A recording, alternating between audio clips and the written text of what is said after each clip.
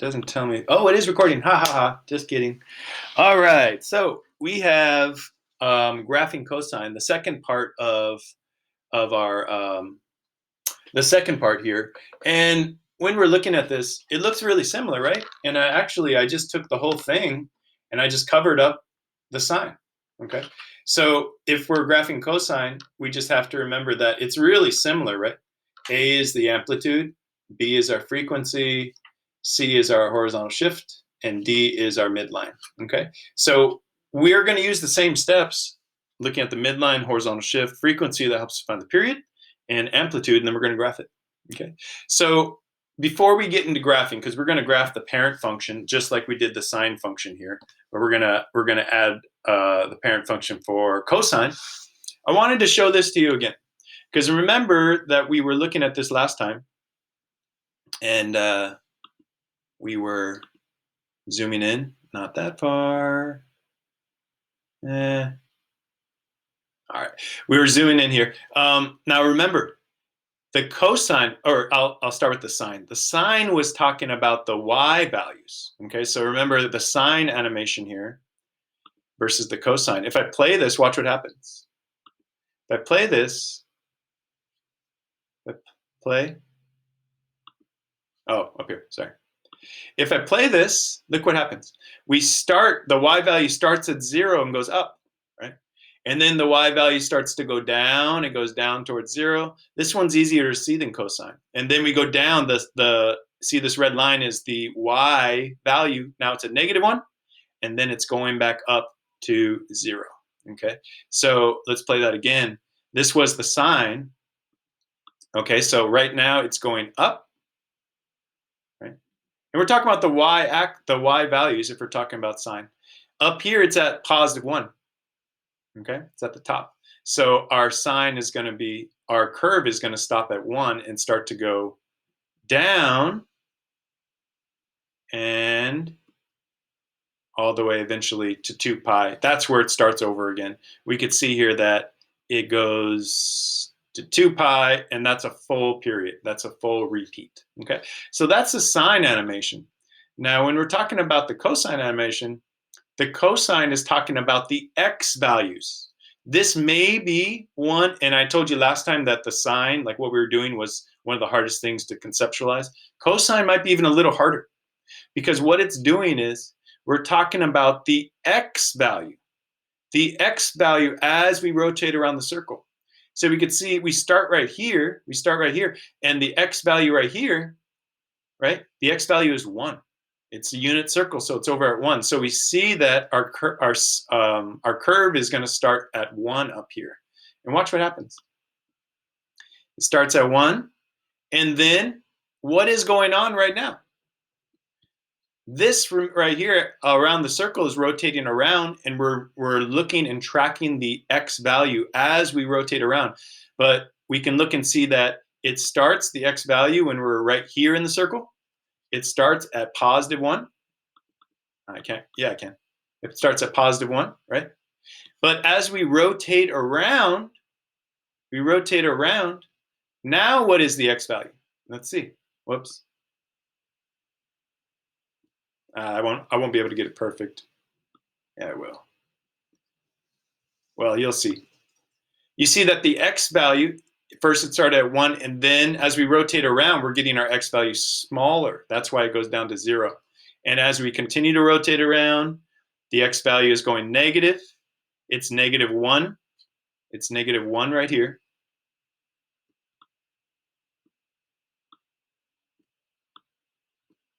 It's -1 about. It's not going to be perfect, right?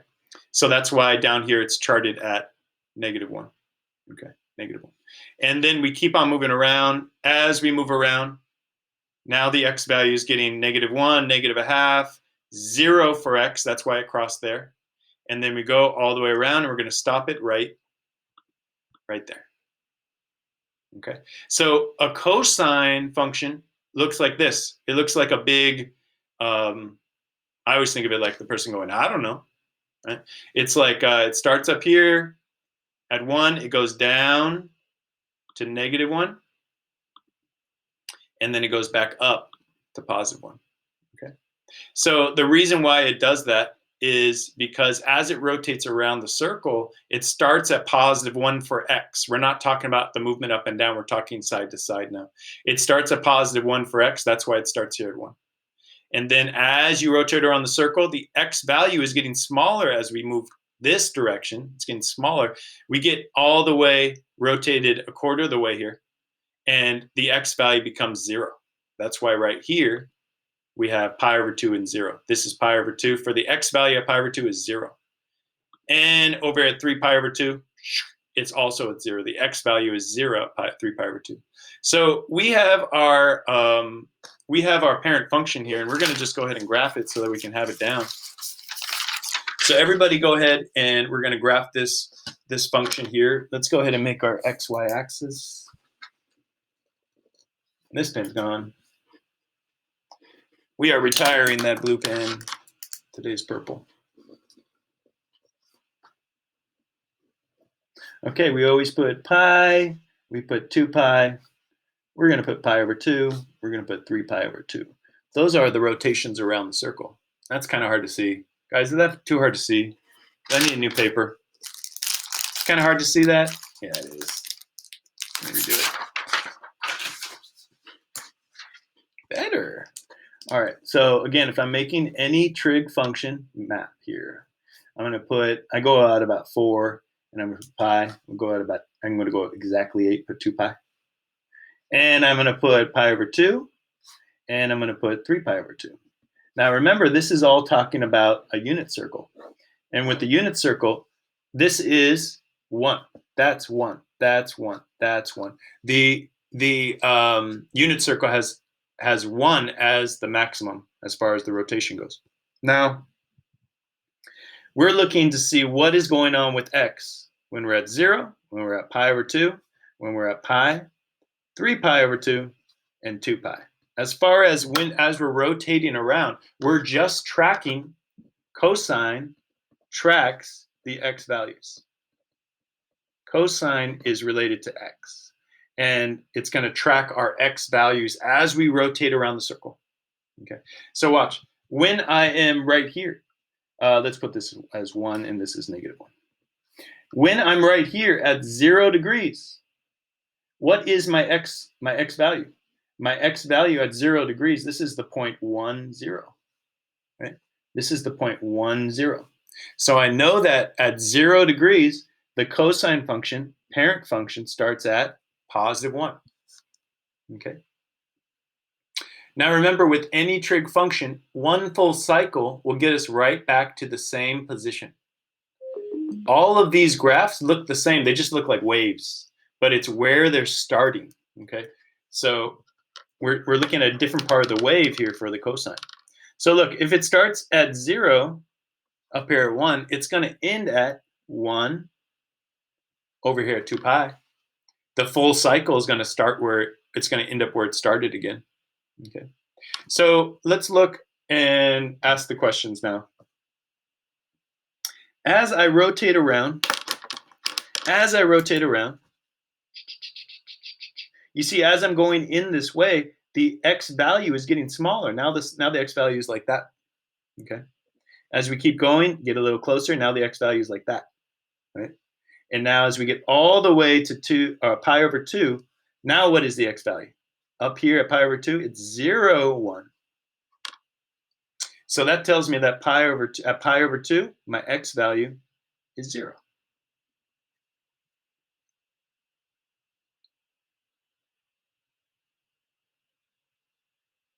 Let's keep going. We rotate, we get over here. Our x value is negative, right? We keep going, The x value is getting even more negative. We keep going all the way to pi. And what is the x value there at pi? -1. So what I'm seeing here is the rotation of my radians around the unit circle.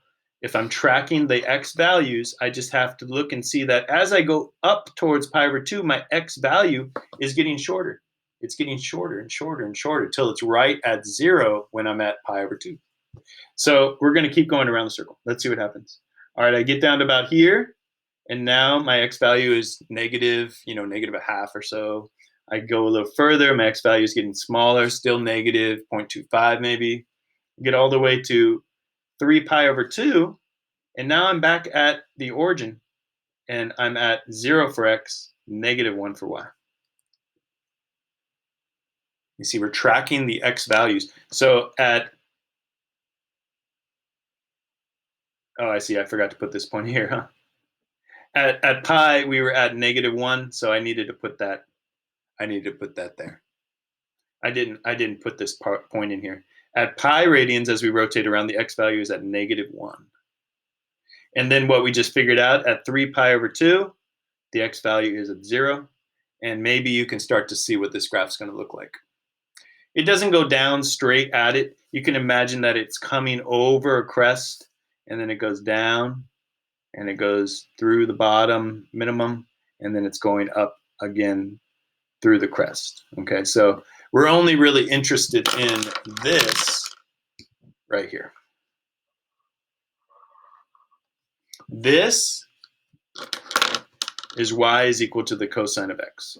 This is a parent function, remember? Parent functions are the functions that don't have any compression, stretching. We don't have any amplitude change. Our midline is right through the x-axis. It's the most basic form of the cosine function. And we're going to look at some trickier forms now. Okay. But take a look over here back at the screen on the left. You'll see that what we just did was, I'm going to make this go a little faster now. Let's make it go that fast.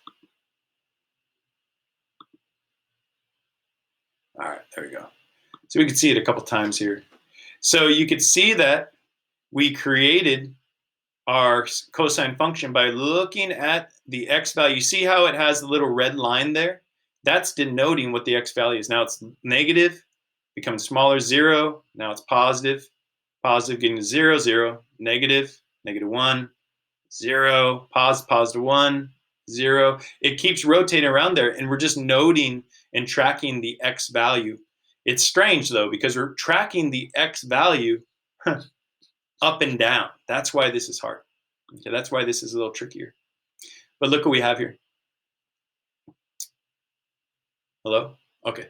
So now we have our cosine function. This is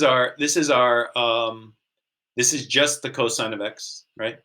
But watch what I'm going to do here.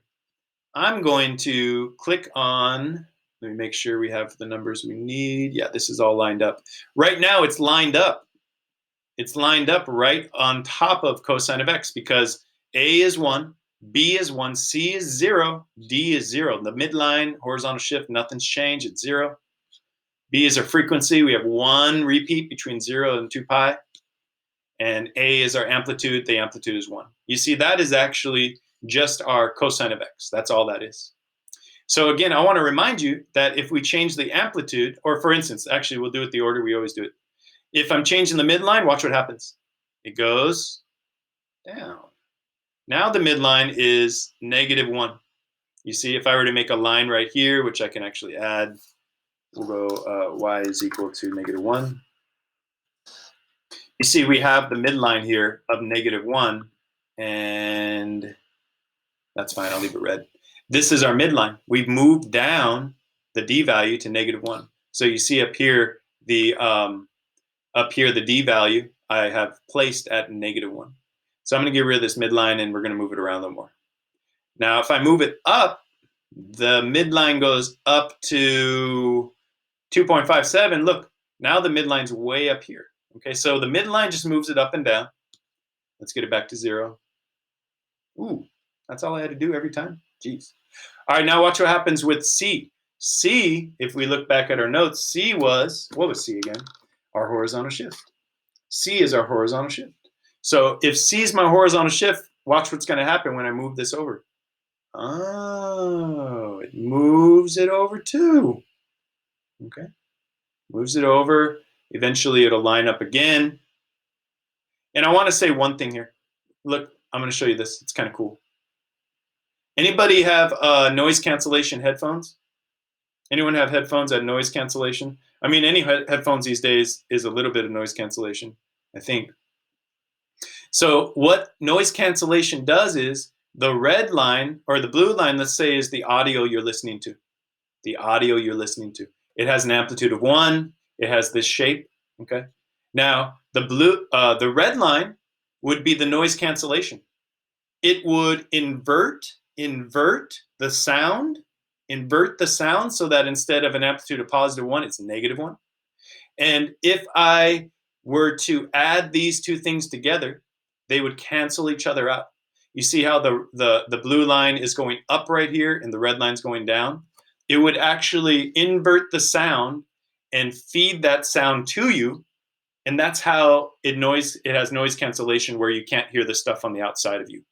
So if you have the headphones and a truck is going by, the headphones take the sound of the truck, inverts it, and then plays that within a split microsecond. It'll do all that work and play the sound so that you won't be able to hear the truck, because it's playing the trough of the sound as the crest is happening. It's playing the crest of the sound as the trough is happening. And that cancels out the frequencies. This is called interference. Interference.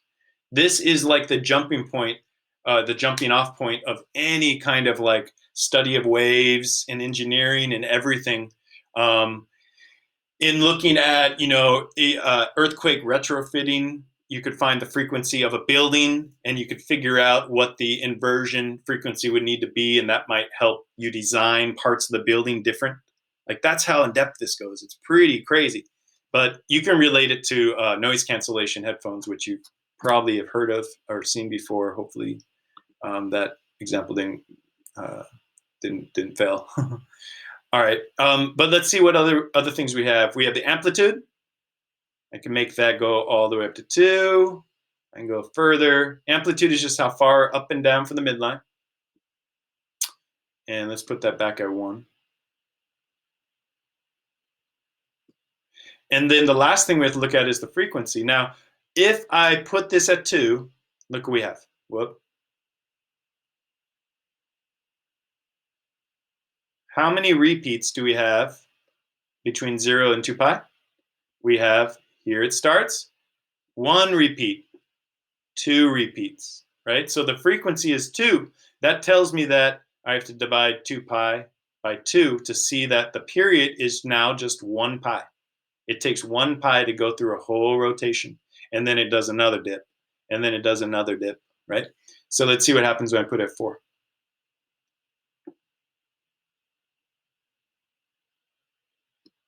Okay, so the blue line has 1 frequency, a frequency of 1 from 0 to 2 pi. There's only 1 repeat. The red line is the cosine of 4x, because the b value is 4. And look at that. Here we have 1 repeat, 2, 3, 4 repeats to get to 2 pi. So if you wanted to find how long it takes for a period for 1 repeat, we're going to look and see that 1 repeat happens at pi over 2. From 0 to pi over 2 is 1 repeat, and then another, and then another. The period length is pi over 2. 1 repeat, another pi over 2, another repeat, another. And we get to the pi over 2 by taking that 2 pi and dividing by the frequency. We have 4 repeats, so 2 pi. We have 4 repeats up until 2 pi, so each is going to be pi over 2. We just divide that by 4 because the frequency is 4. All right, so what I'm going to do is, oh, not that. Let's put it back at 1. Ugh. All right, let's try to graph one of these. All right, let's try to graph this. How about y is equal to, let's go 2 cosine of x minus 1. Okay, so first let's set it up. And we're going to always set up by going about 4, put a pi, put a 2 pi in 8, pi over 2, 3 pi over 2.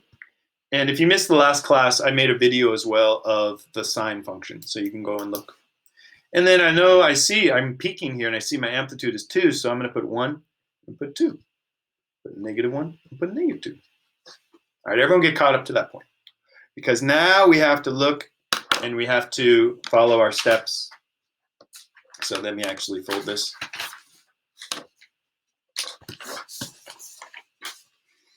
We're going to follow our steps through this whole thing. Yeah, there we go. Okay, so first step is to find the midline. And if I'm accessing my original formula here, I know the midline is my d value. So what is my midline here? My midline is -1. Midline, -1. So look, I need to go and put my midline at -1. Done.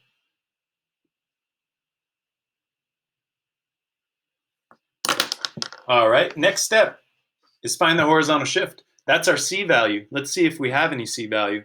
It would be an expression or a quantity connected to x minus C. But I look in here, and what do I have? I just have x. It's not x minus 2, x minus 3. It's not x plus 2. So what I know from that is my C value, just kind of noting it's up there, my C value, horizontal shift, is equal to 0. There is no C value. No C value. No C value. So when there's no C value, we assume it's 0. Okay. So what that tells me is there's no horizontal shift. It's going to start here on the y-axis. We don't move it in or left or right. All right. Next, let's look at the frequency. That's our B value. And if I look at the B value up here, the B value is found in front of the x, right? B value is in front of the x, so it would be like cosine of 2x. That would be like the B value is 2. But I look here, and what is the cosine of 1x? So I know that my B value, my frequency, my B value, frequency, is 1. What that means is there's one repeat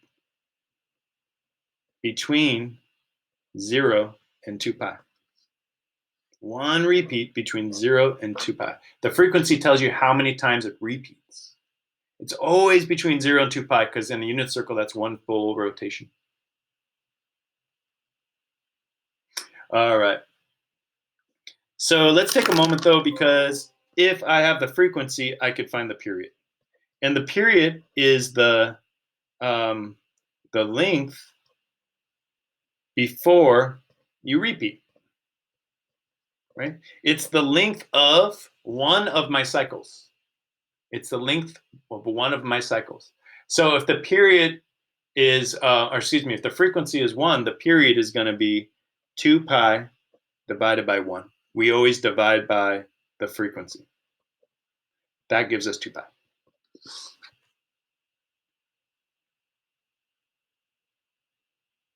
So now I'm ready to put my dash marks here. I know that the function is going to fit between 0 and 2 pi. That's going to be one full cycle.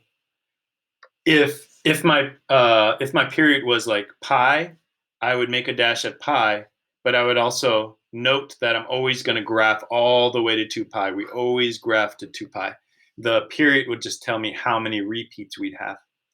Well, the frequency would tell me that, but the period would tell me how long each repeat is. Okay, so next, last step. What is the amplitude? The amplitude is A. Here, the amplitude is 2. Amplitude equals 2. So what the amplitude is, remember, is here's our midline. It's up to, it's down to. The amplitude is how far away from the midline. So let's go ahead and do that. At -1, I have to go up to 0, 1. And then here is our maximum. It's going to be up here at 1. The reason why it's at 1 and not 2 is because our midline was at -1. So you go up 2 from the midline, you get up to +1. I'm going to have to put a -3 here. because we need to go down 2 as well from the midline, and we get down here to -3. And it looks like a lot of lines. It is. But this is all we're going to graph. Every time we're going to graph between 0 and pi/2. 0 is at the origin. Pi/2 is 1 full rotation. All right. Let's do it. All right. There's no horizontal shift, so I know my first point is starting at the top in the top left corner. Remember, the cosine function kind of looks like this. I always think of this guy. That's like, oh, I don't know what to do. Do I go to college? Wait, he already has hands. Those are his hands. All right, then he's wearing a shirt. I don't know what he's wearing. He's wearing a vest. I don't know. I always think of this guy. He doesn't know what to do. The cosine is like the confused one of the group. All right. So we're going to start up here. And wherever you start, the opposite corner here is going to be, because it's going to go down and it's going to come back up and then cycle again. So you have to look to see, well, this is where we start. It's going to end at the same level. Halfway in between, it's going to be at the bottom. This part's a little different. This part's a little different than the sine, because halfway before, because the sine curve is like this, halfway before halfway was going to be, okay, it starts here, it ends here, halfway it's going to go through the midline again. But that's not what happens with the cosine curve. The cosine curve starts and ends at the same, and halfway in between, it's at the minimum. So it's going to look something like this.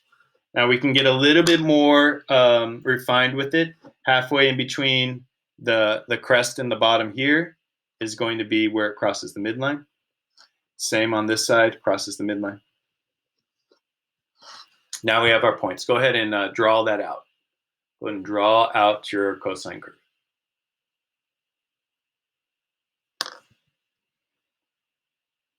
Remember, it's kind of coming up, then it goes down. I'm doing it backwards just because I'm right-handed.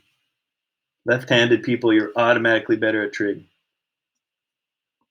You see, it's going to go down again, but we don't care about what's on the outside.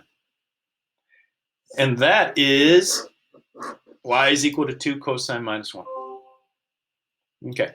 Let me know in the chat, guys, after you're done copying down those notes. Think about it. How are you feeling about, we've seen sine curve before, but on a scale from 1 to 5, what's your comprehension right now with this? Yeah. We'll see a couple more instances where it has some more modifications. Kind of iffy. Yeah. It's fine. We'll see a couple more. So get that one down, and then we're going to graph one more. I'll make this one have different aspects. So this one had an amplitude and a midline. So how about we get one that does the opposite? We're going to graph this guy. Y is equal to cosine. Let's go 2 x minus pi. Okay. So coming up next, we're going to graph this guy. So go ahead and jot that one down, and then we'll graph it in the same process. You can go ahead and jump ahead if you want, labeling A, B, C, and D. I always am starting with pi, 2 pi. I think for this, I'm not sure. I mean, it could be. I'm not totally sure, but we might need negative pi in here. We might need positive pi. Actually, we won't. I take that back. We won't need that. We won't need that. Get out of here. All right.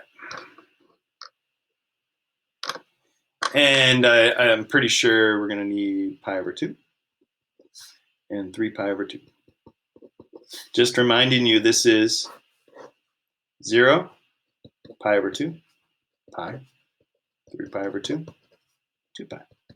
So remember, we're rotating around tracking the x value as we rotate around. That's a process we're doing.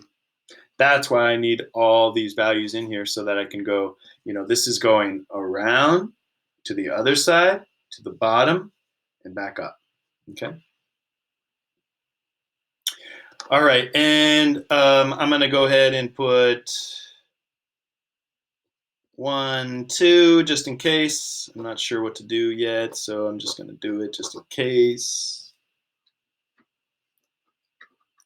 All right. Now, let's go through our points again. I don't need that. So look in here. Let's find our midline. Our midline is our D value. Do we have a midline here? No, there's no midline. It's plus 0, plus 0. So I'm going to say this is my D, this is my midline. And then let's go ahead and put that in there. I'll try to use a different color. So our midline is right here at 0.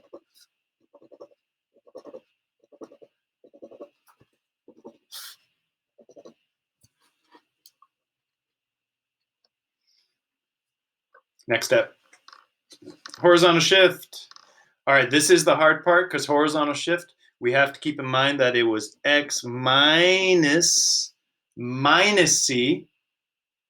So the template fits that. It's automatically x minus, so it's x minus pi. So what that's telling me is that my horizontal shift, my c value, do it here. My c value, horizontal shift, is equal to positive pi. It's positive pi because if you put positive pi in for the c value, you end up with x minus pi. If you put negative pi in there, you would end up with x plus pi. But we're comparing the template with what we have. We have x minus pi. So pi, positive pi, must be my horizontal shift. So what I need to do is I need to look and see, oh, dang. I'm going to have to shift this positive pi. The whole thing shifts positive pi. So watch, I'm going to put my dashed line here at pi. It's going to be to the right of that.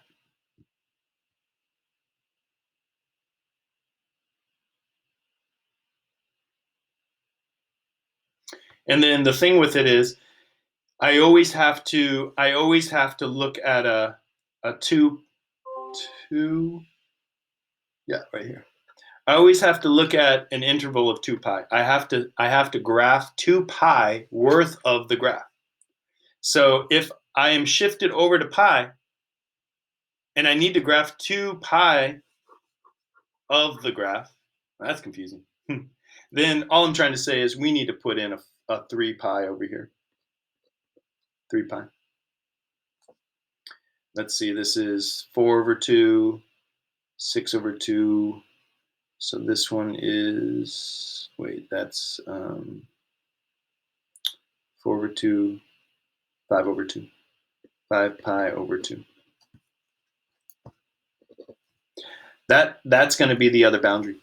You see, because you always have to graph 2 pi worth of it. We know that we had a shift over.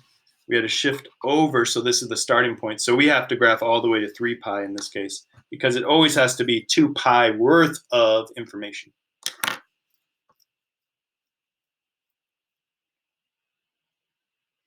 All right, believe it or not, we're almost done. B is our frequency. Our frequency is 2. So B, our frequency, is 2. Now, what does that mean? What does a frequency of 2 mean? That means that instead of having one, whoa, dang it. Instead of having one repeat, how many repeats do we have? We have 2 repeats. So this means that it's going to go 1 and then another 2. So if I have my frequency, we can find our period. The period is 2 pi divided by the frequency of 2. So we end up with a period of pi. Get your frequency, divide 2 pi by your frequency, and that gives you how how wide one cycle is. If there's two cycles that fit within our 2 pi interval, then one of them has to be pi length, the other has to be pi length. So I'm going to go ahead and put one more line in here, right here. Because I'm going to have one repeat for the first pi, and then another repeat for that second pi. People have been kicked out. I think it's because it's windy. People's internet's all wacky. All right, we are closing up on this.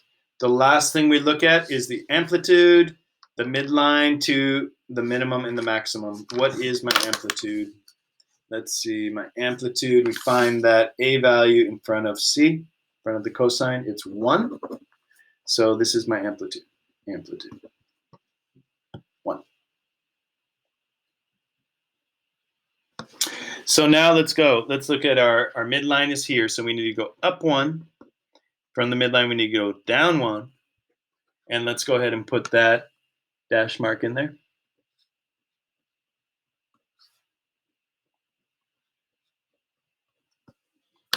And now all I'm interested in is this area here. I'm interested in this, right? So what we did was we found the midline. That's right here. We know that the amplitude is 1 up and 1 down. We knew that the horizontal shift was over pi, so we have to look at this area here. We knew that the period is pi length, so we're going to have one repeat, another repeat, and now we have our box. We're ready. In this box, we're going to graph two of our cosine. We know it's 2 because the frequency is 2. So we're going to start at the top, end at the top. Halfway, we're at the bottom. Halfway, we're at the bottom. We end at the top.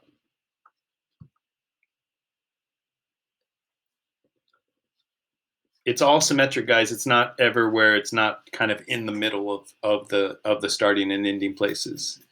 Let's see. It goes across the midline, halfway in between those. So let's put those in there.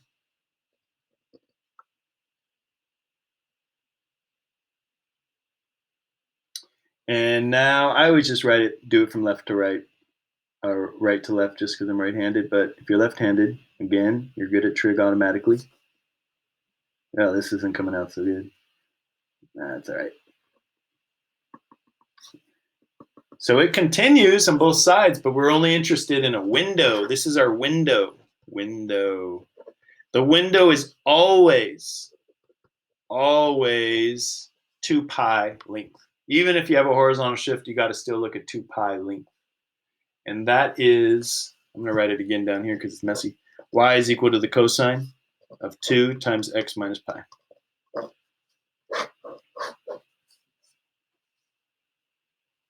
That's a good one.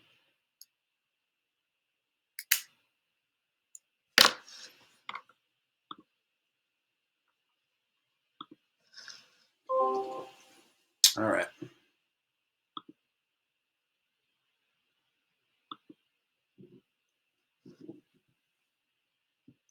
All right, folks. Finish up that graph. Let me know what's your vote. Thumbs up, sideways down, or you can give me a number, 1 to 5. What do you think? Nice. Okay. If you got it, you got it, right? If you got it, you're like, how the heck? How does this work out? I can do this. It's not. It's steps. You're making the box that it's going to fit in. You're finding how many repeats. Make sure you make your dashed lines as accurate as you can, and then it's just drawing it. Okay. All right, we got 4s and 5s. Got a 3 in there. All good with that. I'm gonna go and stop the video then. Let's stop the video.